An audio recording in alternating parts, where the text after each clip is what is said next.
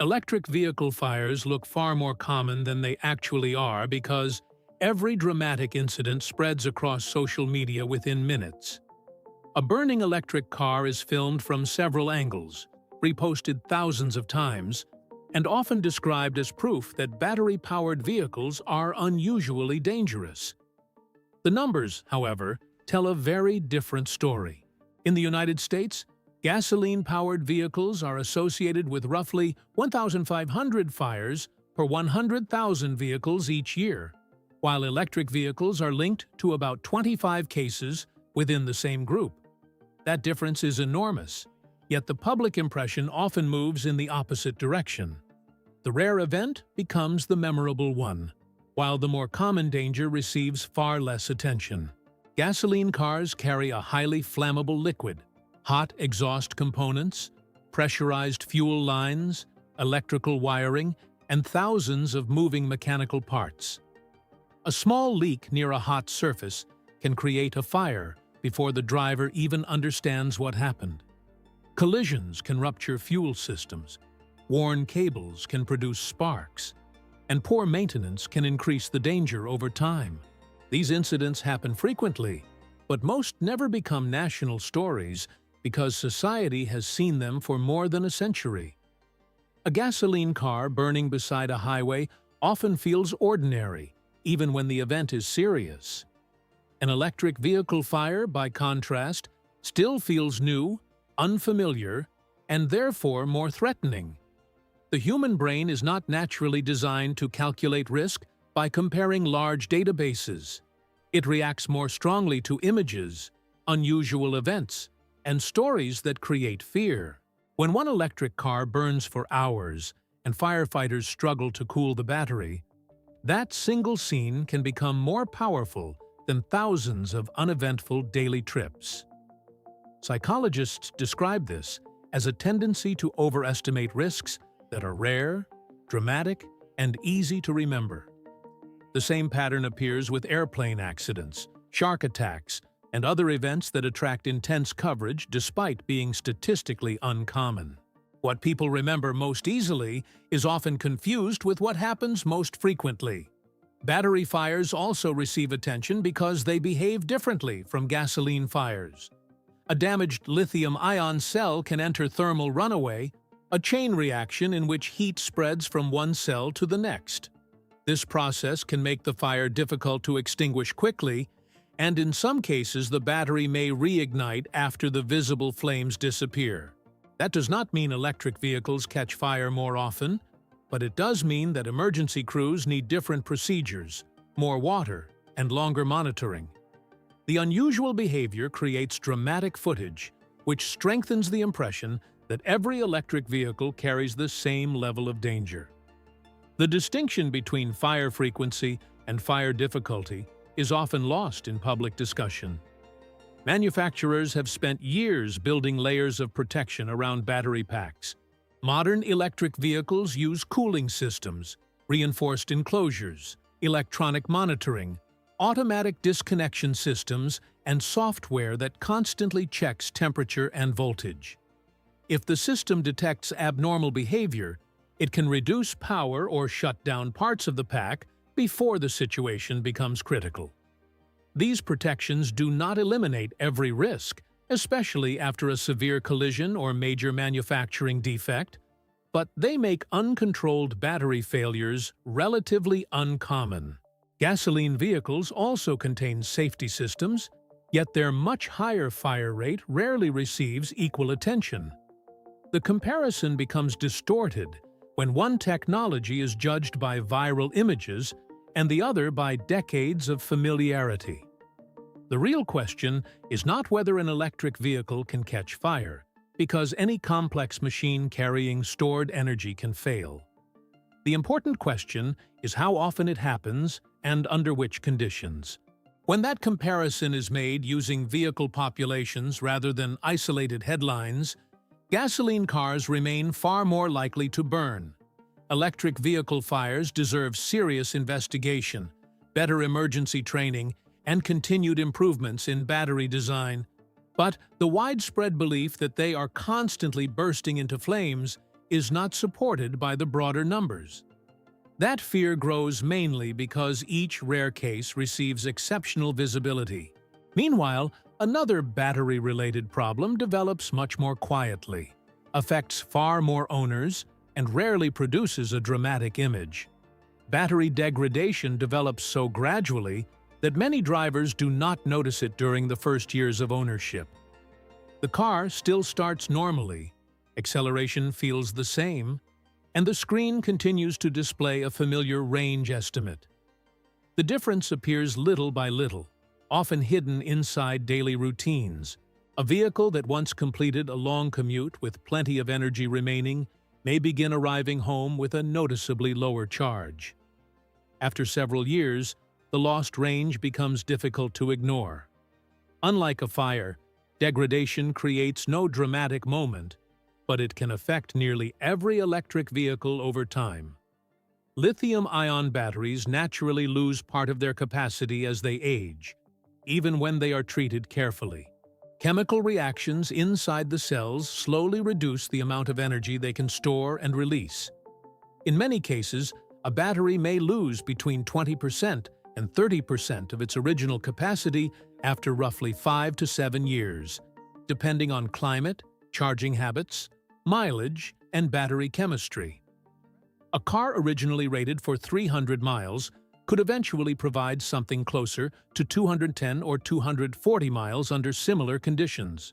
That loss may still be manageable for short urban trips, but it becomes much more noticeable during highway travel or winter use. Heat is one of the main factors accelerating this process. Vehicles regularly exposed to very high temperatures can experience faster chemical wear, especially when the battery remains fully charged for long periods. Frequent fast charging can also increase stress because it generates more heat and pushes energy into the cells at a higher rate. Deep discharges, where the battery is repeatedly driven close to zero, may add further strain.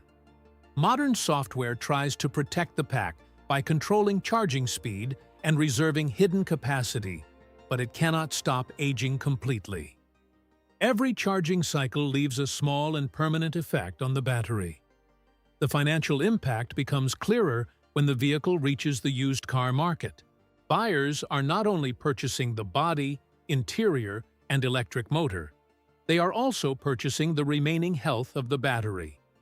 Two identical vehicles with similar mileage can have very different values if one pack has retained 90% of its capacity and the other has fallen closer to 70%.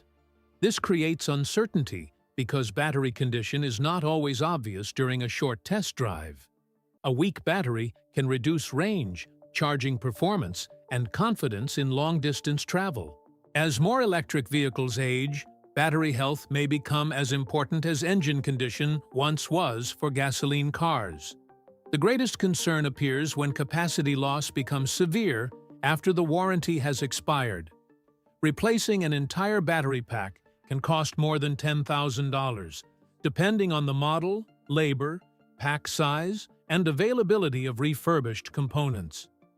In some cases, the repair bill can approach or even exceed the market value of an older electric vehicle. Not every degraded battery requires complete replacement, since damaged modules or individual sections may sometimes be repaired.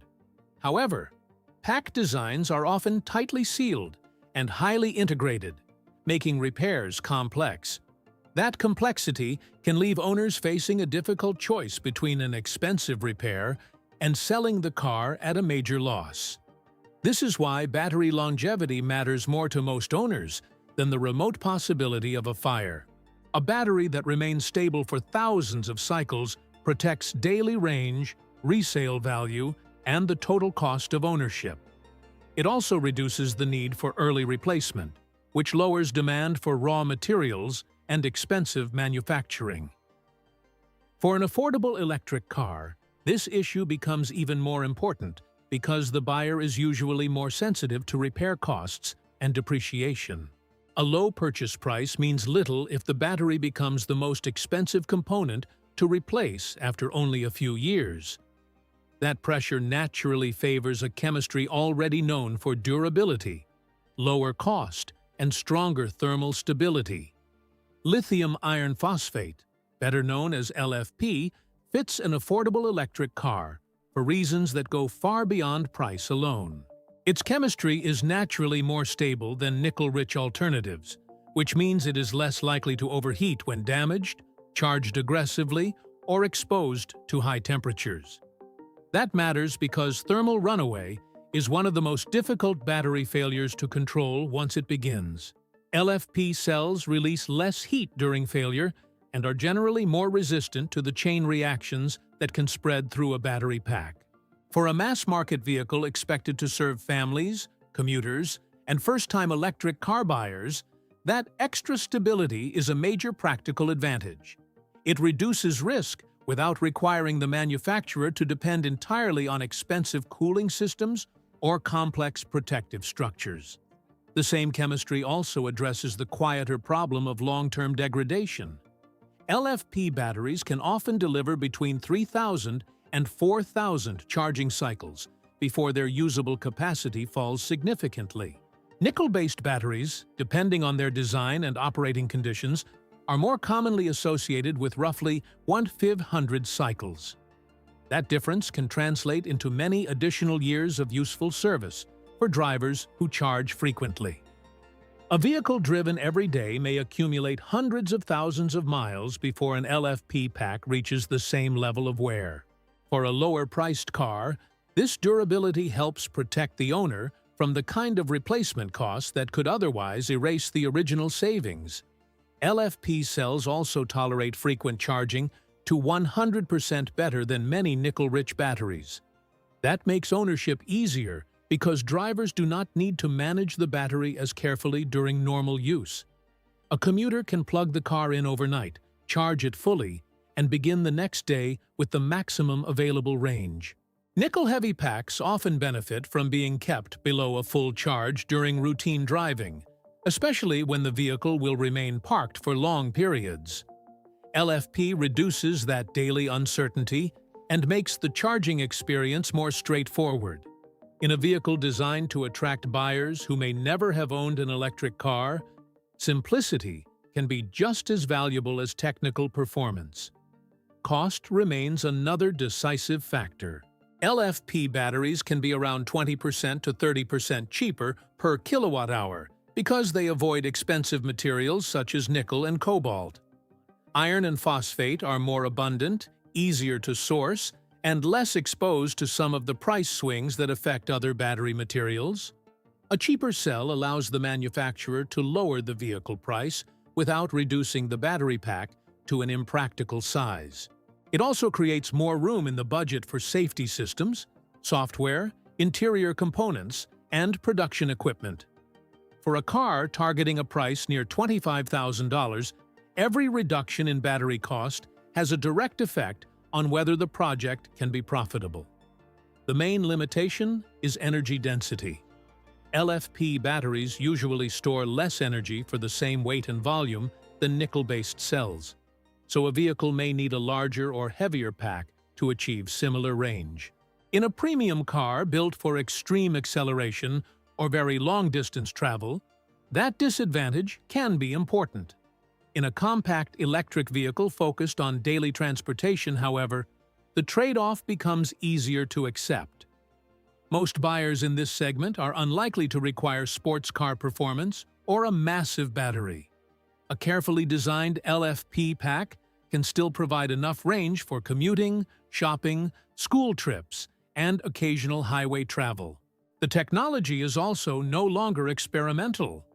CATL already produces LFP cells at enormous scale, and the chemistry is used in versions of the Tesla Model 3 and Model Y in several markets. That existing production base reduces the risk of relying on an unproven supply chain for a high-volume vehicle.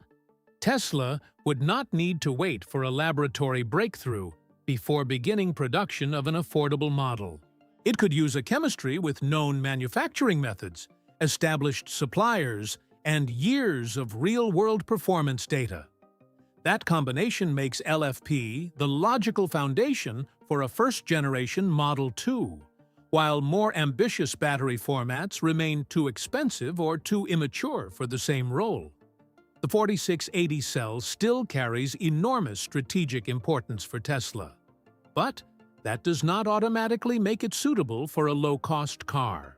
Its larger cylindrical format was designed to reduce structural complexity, improve manufacturing efficiency, and support higher energy output from fewer individual cells. In theory, those advantages could lower cost once production reaches full maturity. The problem is that theory and large-scale manufacturing are not the same thing. A battery can look highly efficient on an engineering diagram and still remain expensive when factories struggle to produce it consistently. For a vehicle targeting a price near $25,000, consistency matters more than technological ambition. Tesla made real progress with the dry electrode process, especially as the company pushed further into industrial production during 2026. This method can reduce the need for large drying ovens and energy-intensive coating steps used in conventional battery manufacturing. Removing those stages could eventually shrink factory footprints, lower energy consumption, and speed up production. The difficulty is that dry coating must be applied evenly across enormous quantities of electrode material without cracks, gaps, or thickness variations. Even small defects can reduce cell performance or force the manufacturer to discard the product. Until that process reaches very high reliability, the promised savings remain partly trapped inside the factory. Yield is one of the most important numbers in battery production because it shows how many cells leave the line ready for use. A factory producing thousands of units per hour can still lose money if too many of them fail quality checks. Low yield means raw materials, machine time, labor, and electricity are spent on cells that cannot be installed in a vehicle. This becomes especially damaging in an affordable model, where profit margins are already narrow. Premium vehicles can absorb part of that inefficiency through higher selling prices. A compact mass-market car has far less room to hide expensive manufacturing losses. The capital required to expand 4680 production creates another barrier. Building enough capacity can demand roughly $60 million to $100 million for every gigawatt hour, depending on the equipment, location, level of automation, and production design. A high-volume Model 2 would require many gigawatt hours of annual supply, turning the investment into billions of dollars before the first large wave of cars reaches customers. That expense must eventually be recovered through each vehicle sold. When the price target is aggressive, even a small increase in battery cost can damage the entire business case. Mature LFP production offers a more predictable path because much of the industrial infrastructure already exists. The structural battery concept adds another layer of complexity. The 4680 pack can become part of the vehicle's body, allowing the cells and surrounding structure to contribute to overall rigidity. That can reduce parts and weight, but it may also make repairs more difficult after a severe impact. A damaged conventional pack can sometimes be removed and replaced as a separate component. A deeply integrated structural pack may require more specialized procedures and equipment. For a premium vehicle, buyers may accept that complexity in exchange for performance, but customers shopping for an affordable car are more likely to prioritize low repair costs. The 4680 cell may eventually become cheaper, more reliable, and easier to manufacture at enormous scale, but it has not yet reached the safest economic position for a budget vehicle. Tesla can continue improving the chemistry, electrode process, factory design, and production yield without placing the entire Model 2 program at risk. Using LFP first allows the company to launch with a battery that suppliers already understand and factories already produce in massive volumes.